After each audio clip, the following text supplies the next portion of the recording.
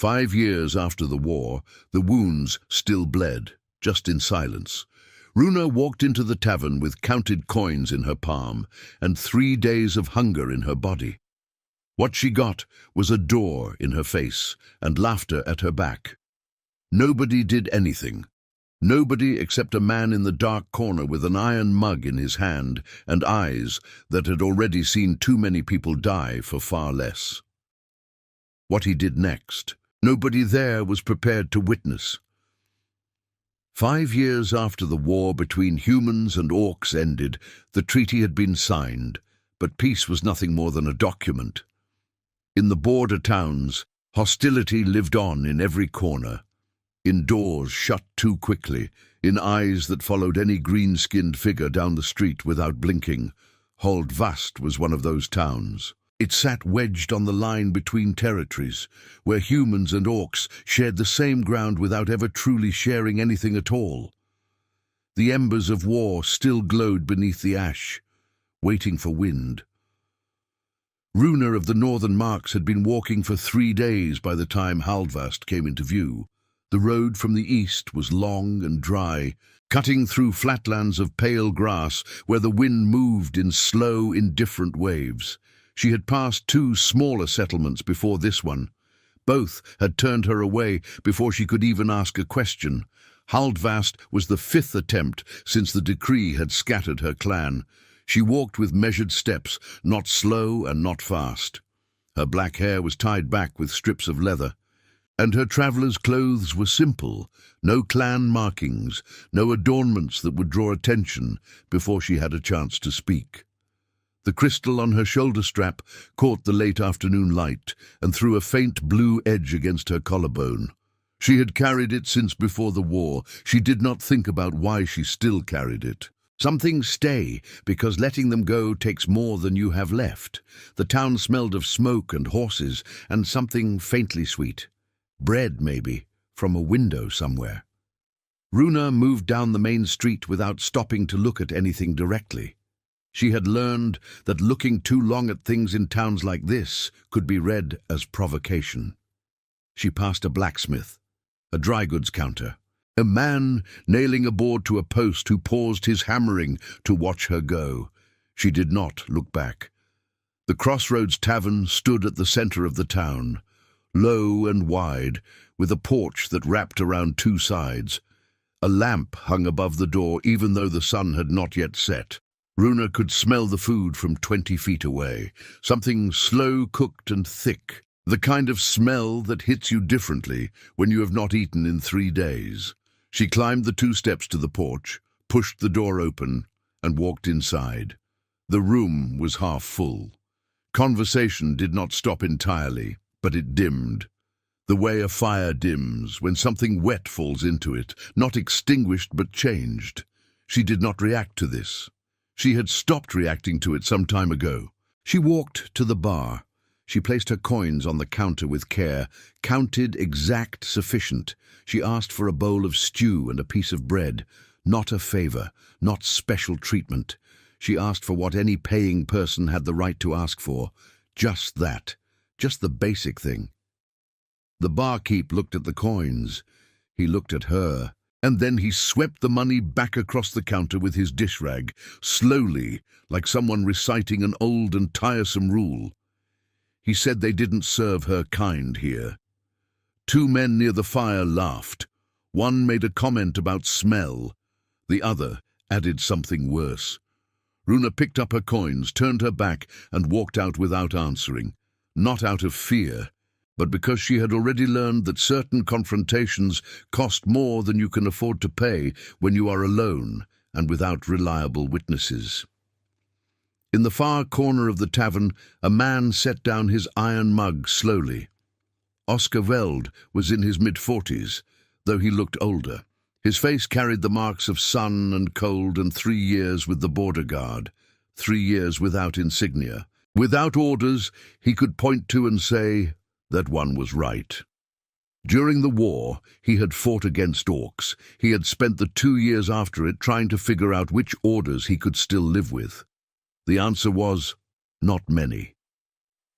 He had been sitting in the far corner of the tavern for an hour, drinking slowly, not looking for trouble and not expecting any.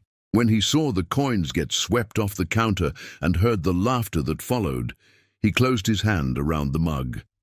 It was not pity. It was the clean, old recognition of an injustice happening in front of everyone while everyone looked into their own cup. He waited for someone else to do something. Nobody did. He finished what was left in his mug, stood up, and went out through the back. He walked around the side of the building and found Runa leaning against the outer wall of the tavern, looking at her own hands. He stopped 2 meters away. He placed the iron mug, still warm, still holding the broth he had ordered for himself, on the wooden rail between them, and stepped back. No smile, no explanation. Runa raised her green eyes to him. Her expression was not gratitude. It was a careful evaluation. Humans who approached with offerings rarely wanted nothing in return. She picked up the mug. She drank. She waited to see what came next. What came next was the side door opening. The 2 men from inside stepped out into the alley. When they saw Oscar standing near her, one of them smiled the wrong way and said that a veteran who feeds an orc becomes one himself. The other was already letting his hand drop toward his belt. Oscar did not move back. He stayed exactly where he was. Weight shifted to his right foot, body turned slightly, the posture of someone who does not want to fight but has already calculated how it ends. There was a long, loaded silence. The 2 men recognized what they were looking at. They spat on the ground and walked away without another word. The alley went quiet. Runa finished the broth and handed the mug back. She turned to leave. Oscar said there was a fire and food 15 minutes away if she wanted it. She stopped without turning around and asked why he would do that. He looked out at the street before answering.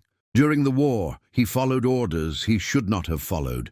He cannot undo what was done, but when something he can do appears in front of him, he does it. Runa was quiet for a few seconds. Then she turned her body slightly in his direction. 15 minutes, she repeated. He confirmed. She started walking. They left Haldvast through the edge of town, where the buildings thinned and the lamplight stopped reaching. The main road gave way to smaller paths, then to a dirt trail that cut between 2 rows of dark pines. Neither of them spoke. There was no reason to, and no discomfort in the quiet.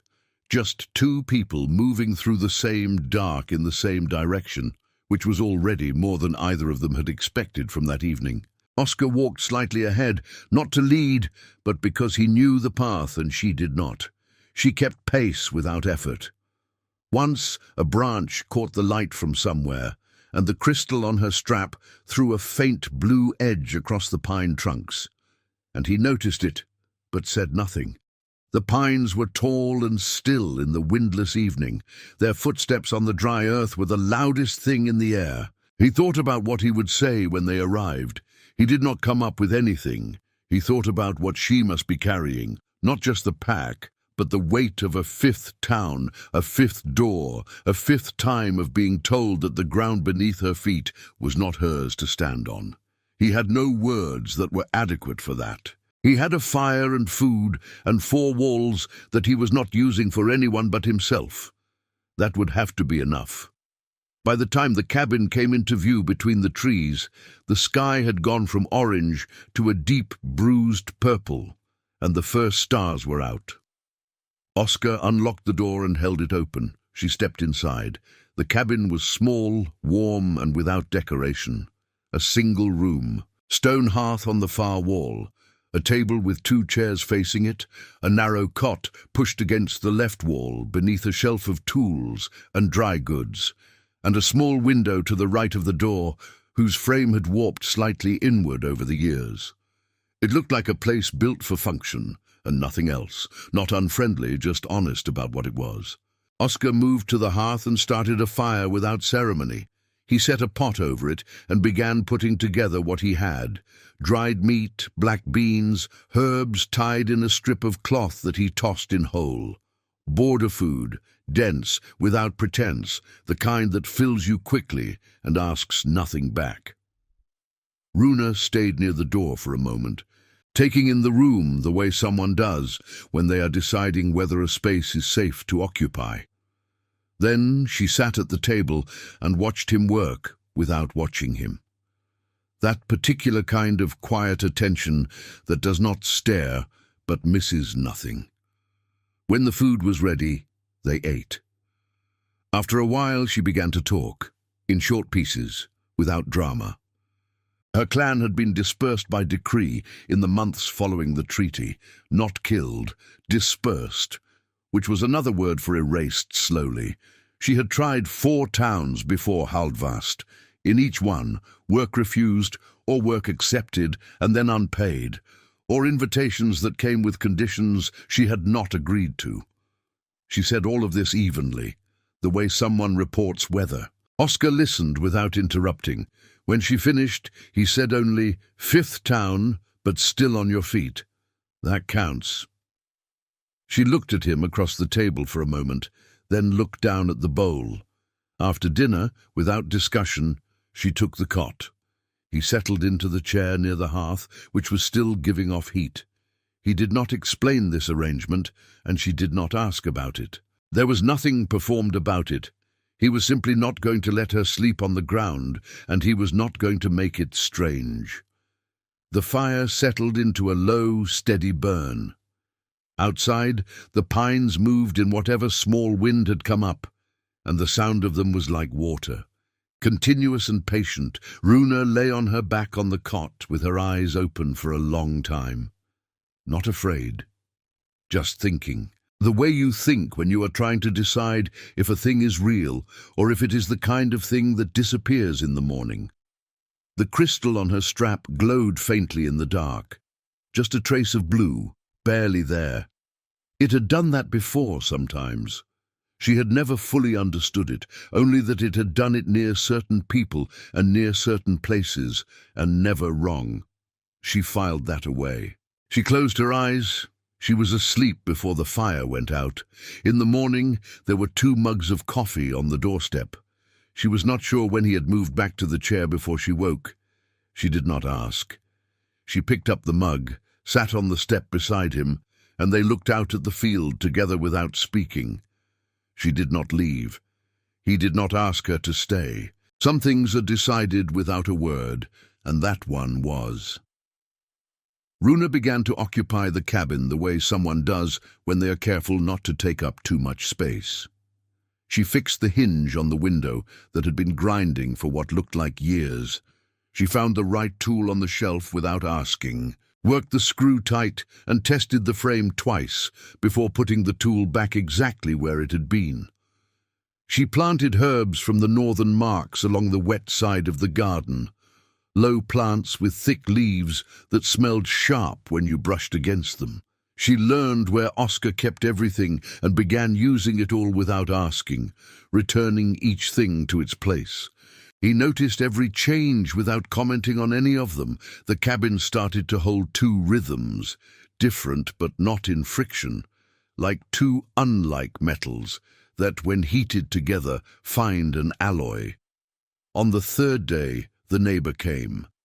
He was a broad man named Drev, and he arrived at the door with the expression of someone collecting a debt. He spoke to Oscar in a voice loud enough for Runa to hear from the garden, said there was an orc on his land, and that could not continue, that the ground here was human ground, that the war had ended, but things had an order, that if he needed help understanding that he could call on others who understood it better.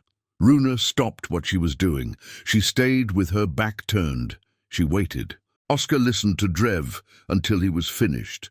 Then he stepped down from the porch slowly and looked at the man up close. He said once, in a low voice with no visible anger, that Drev was on the wrong property and that it would be better to leave before the day got longer than it needed to be. Drev raised his voice and pointed his finger. The punch came fast and clean, without hesitation, the kind that is not impulse, it is a decision. The farmer went to the ground. He got up on his own, looked at Oscar for a long moment, and left without another word. Oscar went back inside. 2 days passed quietly after that. The garden grew, the window held, the morning stayed cold, and the fire stayed lit. It was on the 5th day, while Runa was harvesting vegetables at the side of the cabin, that a woman on horseback came down the dirt road and stopped without being asked. She looked down with the expression of someone doing a favor by speaking, and said that this was not the place for an orc, that the veteran had made a mistake by bringing her here, that the people in the area knew it, and that sooner or later the situation would resolve itself one way or another. Then she touched the horse and rode away without waiting for an answer. Runa kept harvesting. Her hands did not shake, but she heard every word. It was not one blow, it was the sum. The man who passed by the fence and spat near it when he saw her, the child who pointed and whose mother said nothing, the merchant from Haldvast who delivered Oscar's supplies to the door but stayed outside, looking at her as though she were inventory, each thing too small to name, too large to ignore. Runa carried all of it with the same control as always. But control has weight, and weight accumulates, and accumulation has a limit that no one announces when it is arriving. That night they sat by the fire as they had other nights. Oscar talked about the winter coming early in the northern marks, about repairs he needed to make on the roof before the first snow. Runa listened and answered in the right rhythm, as she always did. But there was something different in her eyes, not open sadness, not anger, something deeper and quieter. The expression of someone who has already made a difficult decision and is only waiting for the right moment to carry it out. He did not see it, or he saw it and did not yet know how to read it. Runa woke in the deepest dark of the night, when not even the birds had started yet. She folded the blanket carefully. She picked up her pack, the blue crystal on her shoulder strap, the knife at her belt. She looked at Oscar sleeping against the wall beside the dead fire. His face relaxed for the first time, younger than it was when he was awake. She stood still for 1 second. Then she went out through the back door in steps that made no sound at all. She did not leave a note. There were no words that made any of it easier to carry. Not for him and not for her. The night was cold and cloudless. The stars over the northern marks were thick and bright, the kind of sky that makes the earth feel very small. She walked the north trail by starlight, following it through the low hills and into the pines, moving steadily, not looking back. The crystal was dim on her strap, barely a trace of light, as though it too was uncertain. By the time the sky began to lighten at its lowest edge, she had been walking for nearly 3 hours. The trail curved upward between hills of mossy stone and opened into clearings where the wind came direct and cold. She passed the place where the trail forked and took neither branch. She followed the main trail as it curved between 2 old pines and opened into a low clearing. There was a solitary oak there, grown close to a small stream. She sat down against the trunk with her knees drawn up and looked at the water moving over dark stones. The pack rested at her side. The crystal caught what little light the morning was beginning to offer. She was not lost. She was not running. She had simply reached the place where the weight became heavier than the reason to stay, or heavier than she could trust herself to properly weigh. That was the honest word for it. Not defeat, not fear.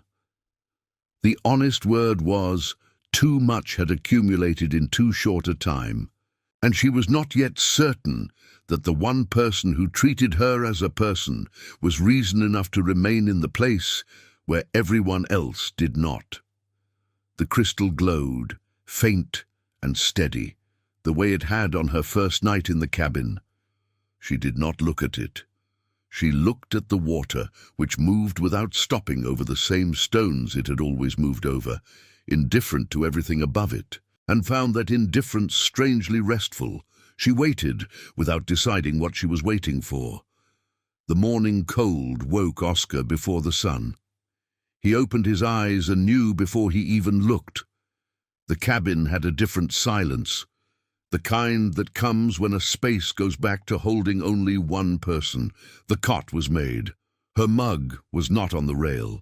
He stayed still for a moment with his hand on the cold hearth. Then he went out the front door and looked across the open field. Nothing.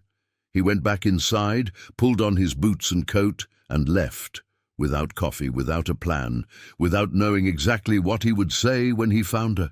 He only knew he was going. He rode first to Haldvast, pushing the horse to a quick trot on the dirt road. He asked at the woodpost, asked at the mill. An old man opening the bakery before sunrise said he had seen a green-skinned figure walking alone on the north trail before dawn. Steady pace, pack on her back, not looking behind her. Oscar turned the horse north without properly thanking the man and rode out across the open field, where the morning mist still covered the ground to knee-height and the pines of the northern marks rose slowly on the horizon. He tracked the trail the way the guard had taught him, reading the ground, not the sky. Her footprints were even and long-strided, no hesitation, no stumbling. She had not been running and she had not been lost. That fact settled in him with a weight that was different from worry.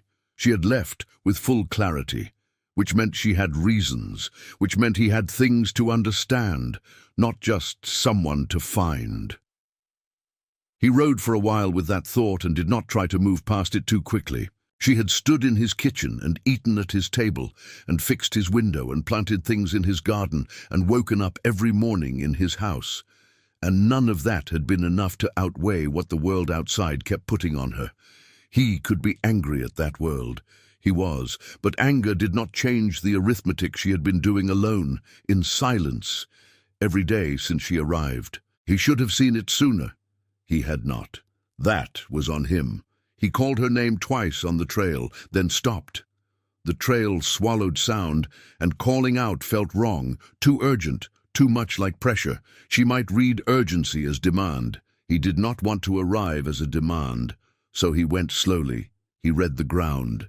He followed the prints through the hill section, through the mossy stone stretch, through two clearings where the wind arrived cold and horizontal. The footprints did not waver. Every step she had taken was deliberate. He followed each one. The trail curved between the two old pines at the bottom of the low clearing, and he came through them and saw her. She was sitting with her back against the oak, knees up, looking at the stream. She heard the hooves, raised her eyes, and watched him come. She did not stand. She did not speak. She waited, with that expression of hers, evaluation and control. But underneath it this time, there was something that was real exhaustion, the kind that has been held in place by discipline for a long time and is beginning to show through anyway. He dismounted. He tied the horse to a low branch. He walked toward her and sat down on the ground in front of her, not beside her, in front, so she could see his face. He was quiet for a moment. Then he spoke without preamble and without a speech. He said he knew what had happened. He knew the weight of every comment, every look, every small thing that nobody considers large enough to name, but that keeps arriving until there is no more room. He said he understood why she had left, and that even so, he had come to find her because he needed her to know one thing. She looked at him and waited.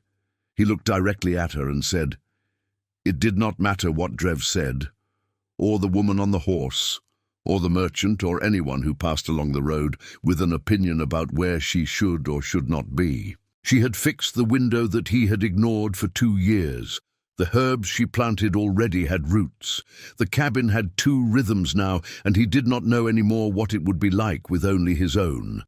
The house was as much hers as it was his. And if anyone had a problem with that, the problem was theirs, not hers. Runa looked at him for a long time. There was no tear. That was not her way. There was something harder to hold. The moment when the guard you built out of years of necessity meets a real reason to come down, and you have to decide whether to trust that reason or protect what remains. She looked at the stream. She looked at the crystal on her strap. She looked back at him. Then she picked up her pack, stood, and waited. He understood. He stood too, untied the horse, and began walking back the way he had come. She walked beside him. They returned along the same trail she had walked alone hours earlier, but now side by side, the horse between them, the morning mist already dissolved by a sun that had climbed while they were in the clearing. They did not talk much. They did not need to. Sometimes the most important thing two people can do after a hard moment is simply walk together in the direction of back, without demanding that the other explain everything, without collecting debts, without turning into a promise what is still forming. The cabin appeared between the pines when the sun was at the middle of the sky. Oscar opened the door. She stepped inside. Nothing was said about it. No terms were discussed. No arrangements confirmed out loud. She put her pack down in the same corner where it had been before. He went to the hearth and started building the fire for the afternoon. The window hinge she had fixed days ago held the frame steady and silent in the draught. The herbs in the side garden, visible through the small glass, had not moved. Everything was exactly as it had been, which was, in its quiet way, the answer to every question neither of them had asked aloud. The rest of the afternoon passed with each of them in separate tasks that occupied the same space without collision. He worked on a section of the roof where the wood had softened. He'd been putting it off for weeks. She sorted the dry goods on the shelves into an order that made more sense by weight and use, without remarking on the previous arrangement. He came down as the light went amber and looked at the shelves. He nodded once. She was already at the table with a handful of the Northern Marks herbs, sorting them by stem. That was all that needed to happen. That was enough. The evening came on slowly, the way evenings do in the Northern Marks in late autumn, the light going sideways for a long time before it finally gives up and the dark comes in full. Oscar had the fire going by mid-afternoon, and the cabin had taken on a deep stored warmth by the time the sky outside turned the color of old copper. Runa cooked. The first night it had been him, border food dense and honest, made from what he had. Now, without it being decided, she reversed it, and the reversal meant something, even if neither of them named it.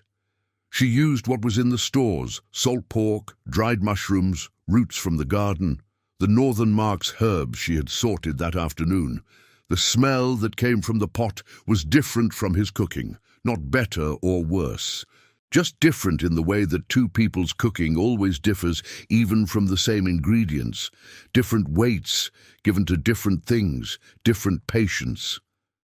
He sat at the table and watched her work the same way she had watched him that first night. That same quiet attention that does not stare but misses nothing.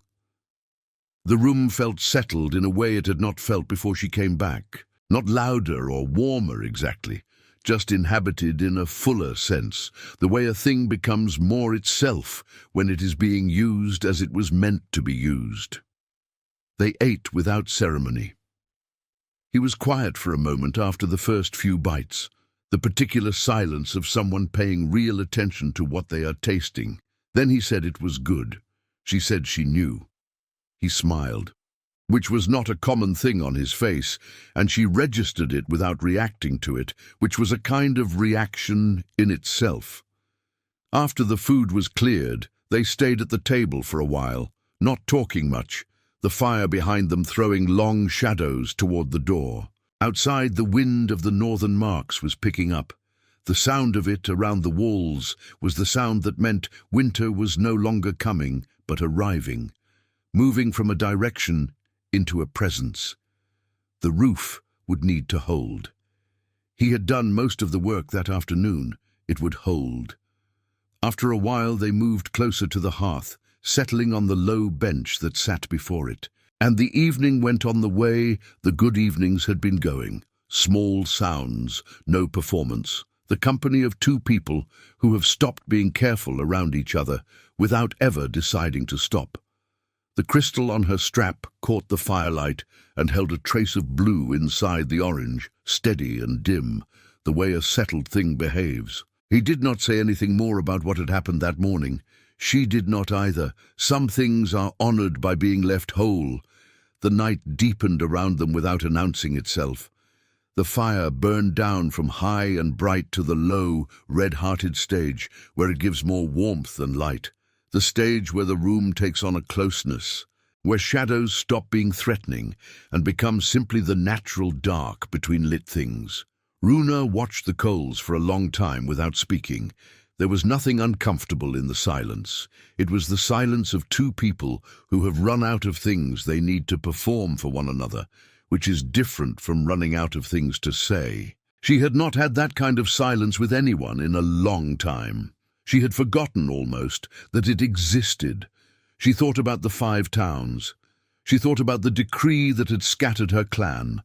Names she had not let herself think about too directly since the first winter after the war, when thinking about them too directly made it impossible to move. She thought about the weight that had accumulated and the morning she had walked out into the dark to carry it somewhere else, and the fact that he had come after her, not to retrieve her or convince her, but to say a thing she needed to hear, and then let the decision be hers. That was the part she kept returning to. He had said what he had to say, and then stepped back and waited. She did not say any of this aloud. He would not have needed her to. The crystal glowed its quiet blue against the firelight. It had been doing this every evening since the first night, low and steady, the way a settled thing behaves. She understood it now, or understood it well enough. Some things stay because they are pointing at something real, and the only error is in not recognizing it as real until it has nearly moved past you. Oscar leaned back, shoulders resting against the wall, eyes half closed, the way a man looks when he is not asleep, but has decided to let the night be what it is. His face in the firelight was the same face she had seen that morning at the stream. The one that was younger than the daytime one, less defended, more honest about the cost of the years it had been carrying. Outside, the wind moved through the pines in its long, water-like sound. The cold of the northern marks was pressing in against the walls, but not entering. The cabin held against it, the old wood and stone doing the work they had been built to do. Inside was warm. She was there. He was there. The fire was going. The herbs were in the garden. The hinge held. What had come before was not gone. It did not disappear, but it was outside now, in the dark and the cold where it belonged, and for tonight at least it would stay there. She rested her shoulder against his. He did not move. The fire burned low and steady. That was enough. Did you enjoy the story? Subscribe to the channel to watch more stories like this one. Leave a like, it helps the channel a lot. And drop a comment down below. I always read them and use your feedback to make our content better. Thanks so much. Orc-Bound Legacy.